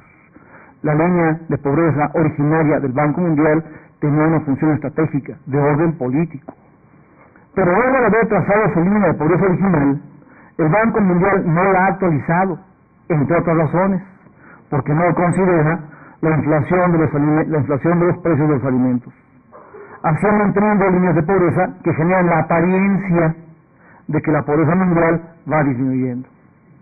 4. Thomas Pogge ha demostrado que para el periodo de 1981 a 2005, si en lugar de utilizar la línea oficial del Banco Mundial de 1.25 dólares por día, que genera la imagen de que la pobreza disminuye en un 27%, se emplea la línea de 2 dólares, se le ve crecer en un 1%, más aún, si se emplea la línea de 2.5 dólares, lejos de disminuir, aumenta en un 13%. En esta dirección es que apunta su señalamiento en la conferencia de hoy, cuando afirma que la actualización de la línea de pobreza de $1 del Banco Mundial en 1985 correspondería hoy a 2.21 dólares. En su profunda conferencia de hoy, 5, cuestionando no solo al Banco Mundial, sino a la ONU, que desafortunada, lamentablemente acepta presiones, Thomas Pogge demuestra que la meta de reducción del hambre en un 50% para el año 2015 se vuelve una meta aparente, según el impacto de 3 factores. 1, porque la magnitud absoluta de la población objetivo disminuye si se modifica el año base. 2, porque la magnitud absoluta de la población objetivo disminuye si se reduce la base geohistórica exclusivamente a los países menos desarrollados. Y 3, porque en la historia real no han disminuido, sino aumentado tanto el hambre como la pobreza en el mundo. 6. Alrededor de las delicadas tendencias históricas que empujan por agudizar la polarización y la exclusión en el orbe, las propuestas de Thomas Pogge por un fondo de desarrollo humano, cuyos recursos provinieran de impuestos internacionales a las emisiones de gases invernadero, la exportación de armas y el comercio intrafirma, así como un comité de expertos en la deuda del sur, en la exportación de los recursos del sur, o para la innovación y el manejo de medicamentos, apuntan en el sentido no solo del Estado social, sino de un sistema internacional de estados sociales en el siglo XXI. Su intervención en el debate económico y político internacional constituye una de las propuestas más avanzadas sobre la justicia global que impulsa el horizonte de un genuino liberalismo del siglo XXI. Muchas gracias.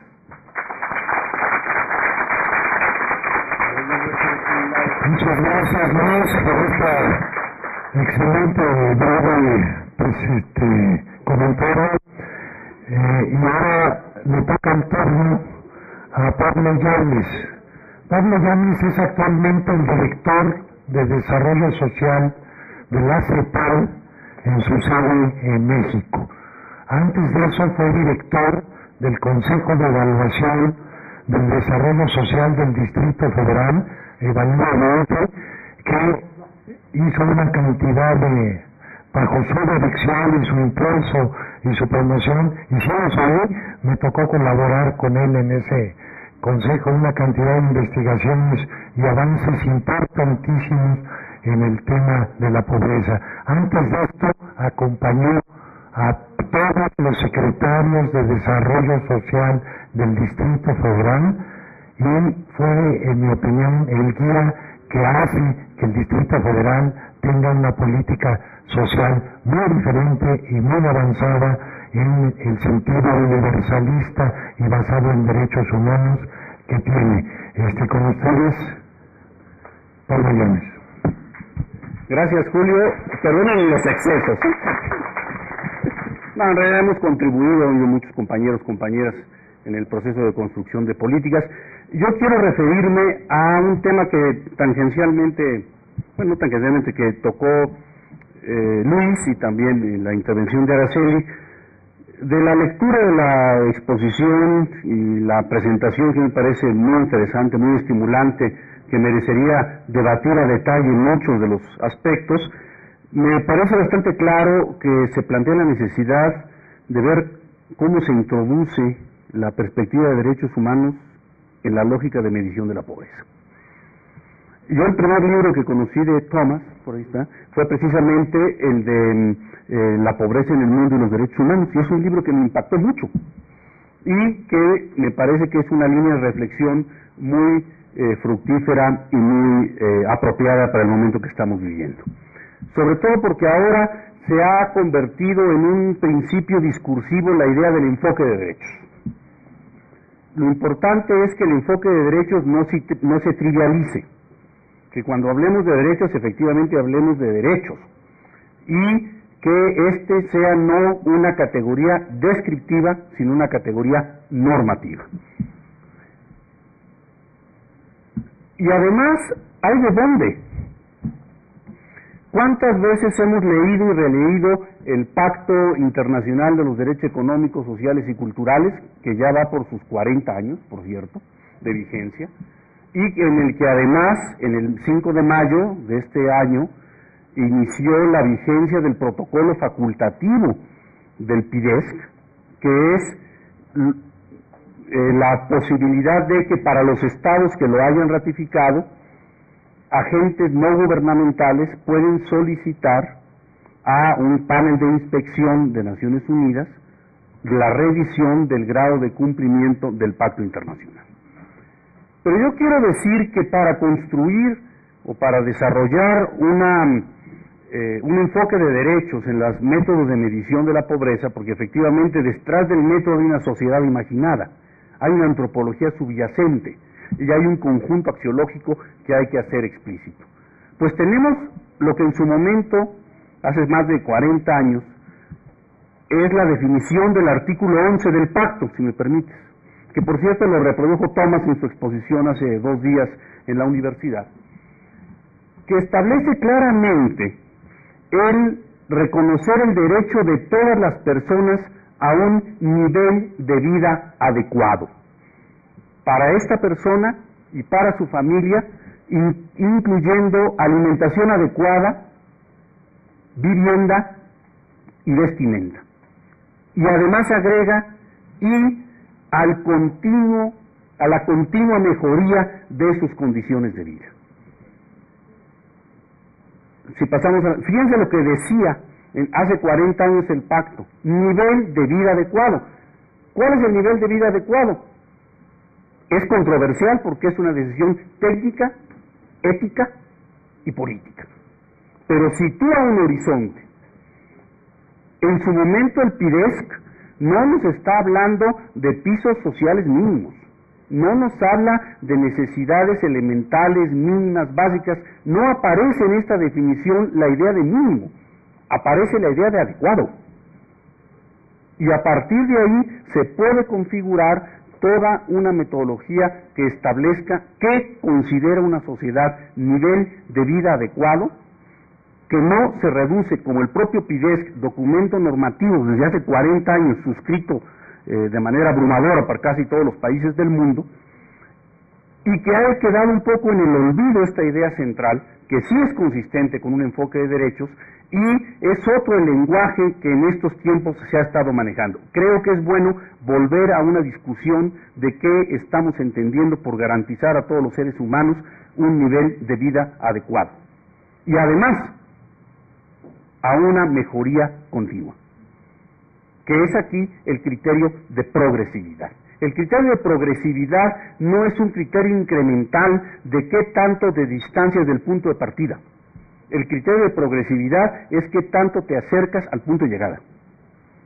Una pequeña mejoría no puede ser considerada criterio de progresividad, sino simplemente un aumento de cobertura, de incidencia, pero no es consistente con esta idea que es una idea poderosa de progresividad.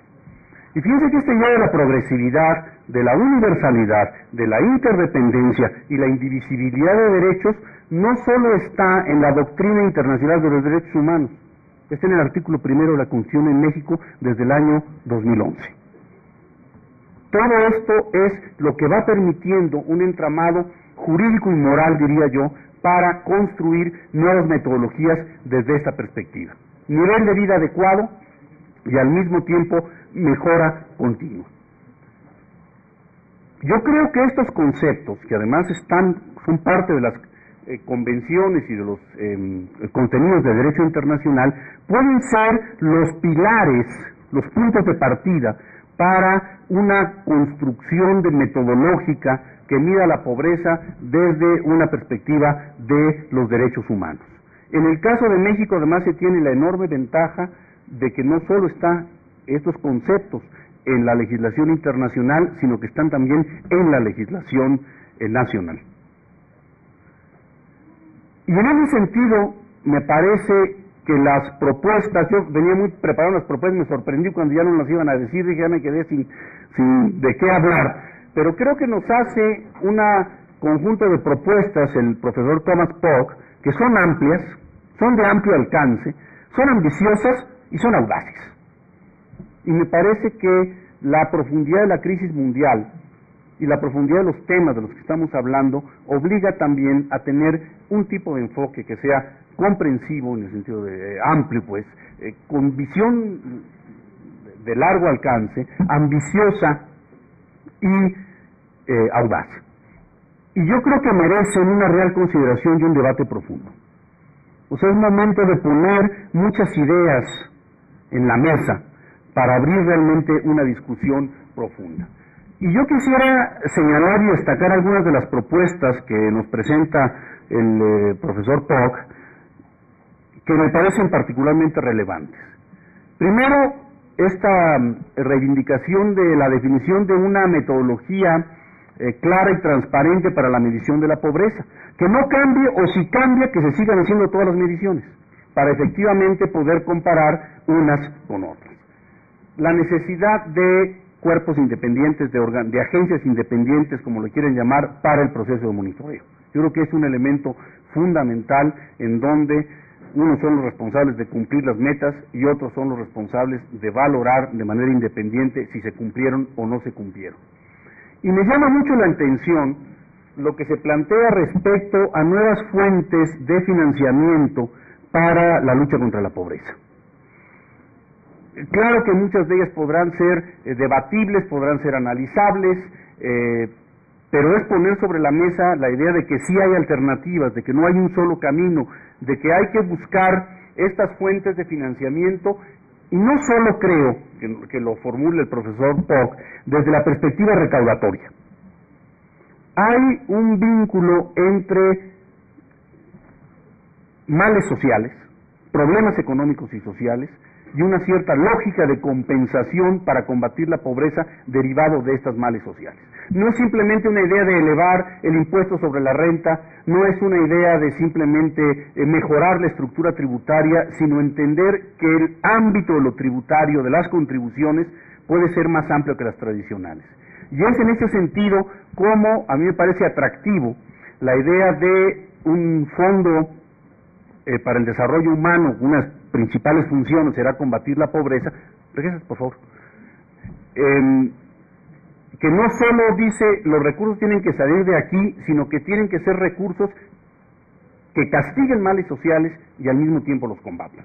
Es decir, como está clarísimamente, las formas diversas de evasión fiscal, la exportación de armas a los países de bajo desarrollo, las deudas ilegales o abusivas, la contaminación, la emisión de gases de efecto invernadero y otros. Es decir, detrás de la lógica del combate a la pobreza tiene que haber también la construcción de una nueva lógica del desarrollo que no solo es económica, es política y es social. Ahora sí. Y yo creo que hay que discutir claramente, primero, la deseabilidad de una iniciativa como el Fondo de Desarrollo Humano y la necesidad de discutir profundamente la manera de hacerlo factible. El mundo requiere de una reflexión profunda y se están produciendo, como las intervenciones del profesor Pogge, no solo buenos diagnósticos, sino también horizontes de solución que merecen ser tomados con toda seriedad y discutidos con toda profundidad. Muchas gracias y felicidades.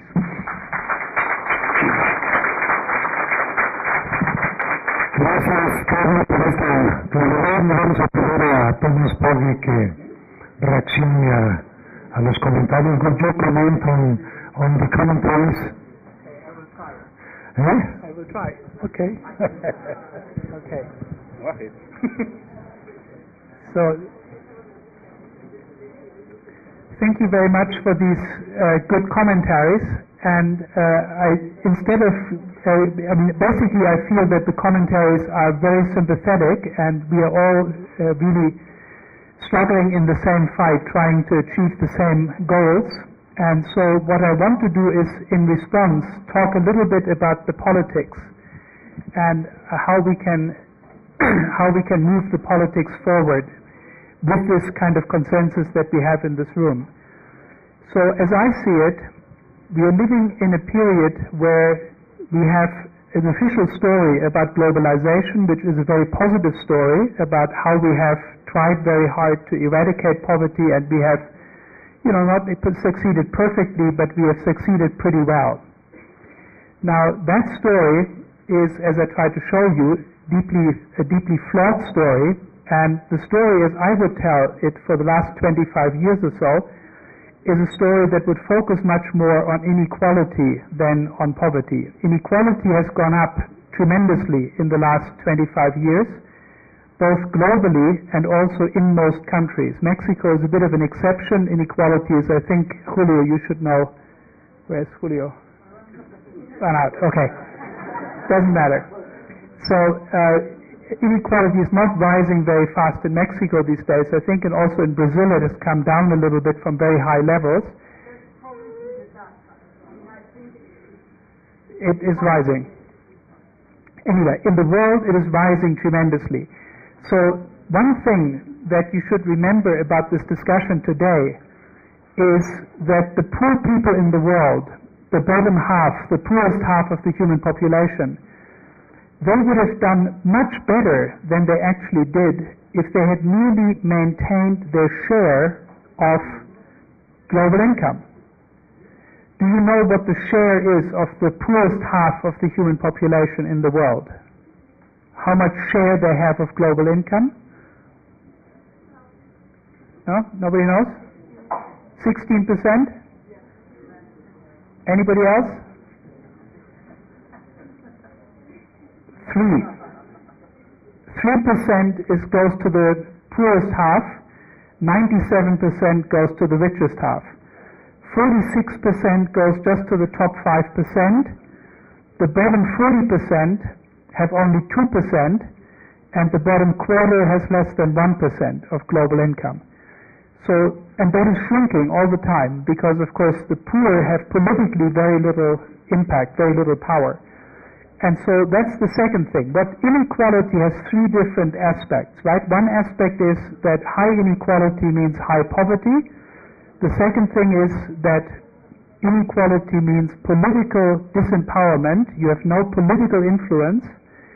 And then the third thing is that your voices are not heard, that even in the area of academic study, in this whole discussion about development goals and so on, even here the voices of the poor are not heard, and the rich can propagate a story about what the world is like that suits their ideological interests. So in that regard, I think the economists of today, the standard economists, are a little bit like the theologians of 500 years ago, right? The defenders of the status quo. So the great task, the great political task, is to reverse this very bad inequality trend. And my generation, I think, has been a great failure in that regard. We have not achieved a real fight against the increasing inequality. The other side, the big corporations, the billionaires, the hedge funds, the banks, they were much better organized than we were, and we have lost a lot of ground, which is a high price that must be paid by the poor of today and also by the poor of the ensuing generations. Now, how do we reverse that? What can we do in order to move things in the opposite direction, which we all want to do? I think the important thing is to have concrete political targets, not just to theorize at a high level, but to have concrete targets of the sort that I was here outlining as the kind of alternative development goals. And by having these targets, even if they don't seem on the face of it very radical, as Pablo took me to task for the Humanitarian Development Fund not being maybe radical enough, still we need targets that focus the attention of the world on what is really happening and that break through this ideological smokescreen of we are working very hard to avoid poverty, we are really creating an economic system on which even the poor are doing well, and so on and so forth. We have to make sure that poor people and ordinary citizens understand what is really happening in the world, and we have to unite forces and mobilize behind concrete political goals that would reduce this inequality. So any route to more radical conclusions, any really worthwhile world that we might want to aspire to in the long term, is a world that first has to go through relatively more modest reforms behind which we can unite large numbers of citizens even today, citizens who are colored by the ideology that they are being educated in and who have grown up in the existing system with its enormous inequalities and distortions in presentation of reality. So I think that's what I want to say. Okay.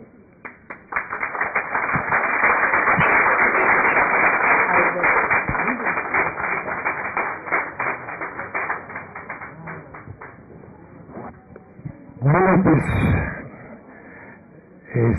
creo que vamos a concluir aquí la sesión.